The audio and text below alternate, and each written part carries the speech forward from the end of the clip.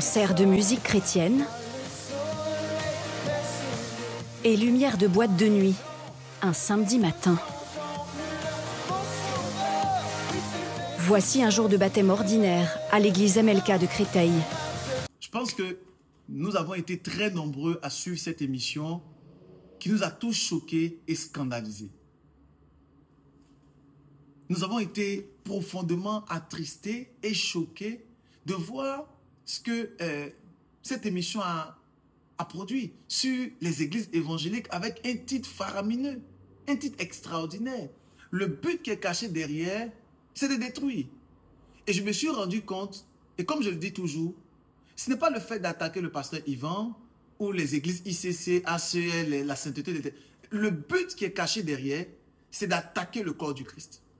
Le but qui est caché derrière, c'est de décourager le maximum de personnes sur qui nous sommes en train de faire un gros travail pour les gagner à Christ, pour les décourager, pour qu'ils retournent dans le monde. Le but qui est caché derrière, c'est de pouvoir déstabiliser le maximum de personnes pour ne pas croire en Christ. Nous connaissons tous ce texte.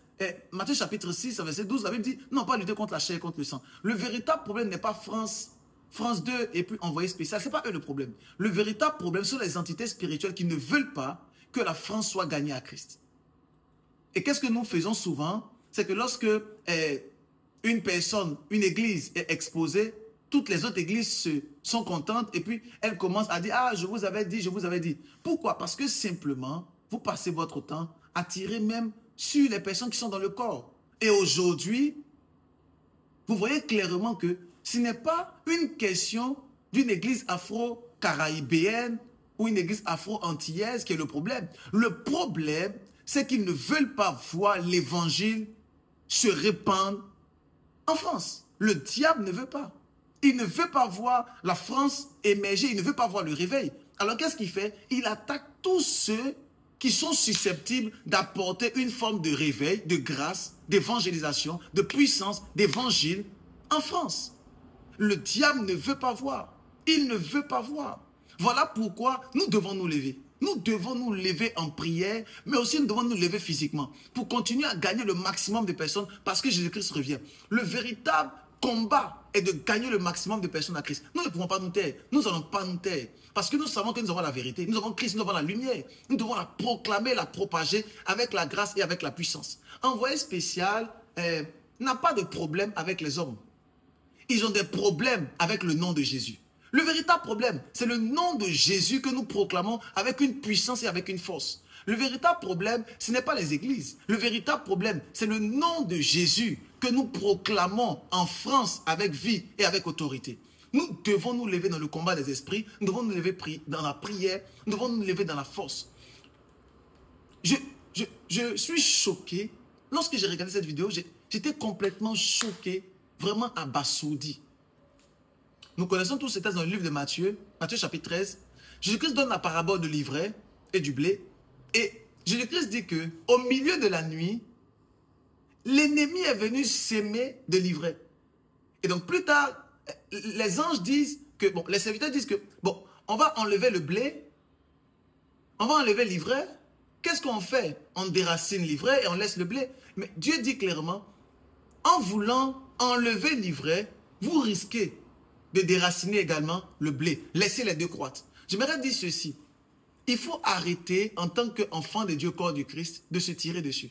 Vous tirez sur les pasteurs, les prophètes, les apôtres, les évangélistes, les docteurs. Arrêtons de tirer sur les différentes dénominations. Arrêtons de tirer sur les ministères. Laissons les ministères croître. Qu'ils soient vrais, qu'ils soient faux, laissons-les croître. À la fin, Dieu sait ce qu'il fera. Le véritable combat n'est pas rattaché à tes semblables. Le véritable combat est rattaché contre le diable et qui ne veut pas voir le nom de Jésus en France. C'est assez simple. Le véritable combat n'est pas les églises dites évangéliques ou bien les charismatiques ou même les pasteurs ou encore les prophètes. Le véritable problème n'est pas à ce niveau. Le véritable problème, c'est que le diable ne veut pas voir le nom de Jésus-Christ proclamé comme une bannière en France. Mais je pense qu'ils se sont trompés.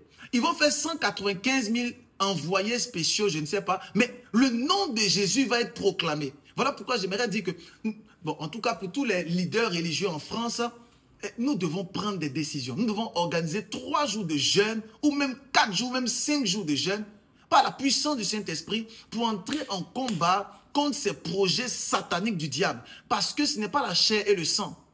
C'est vraiment une entité spirituelle qui ne veut pas nous voir éclore, qui ne veut pas voir l'avancée de l'évangile, qui ne veut pas voir des âmes gagnées. Nous sommes dans la fin des temps. Nous entendons tout ce qui se passe. Nous sommes dans la fin des temps. Et il nous faut proclamer l'évangile. Nous devons prendre des temps de jeûne, des temps de prière. Toutes les églises et toutes les dominations, catholiques, protestants, baptistes, je ne sais pas. Tout le monde, nous devons être en prière et en jeûne pour un seul but, Jésus-Christ.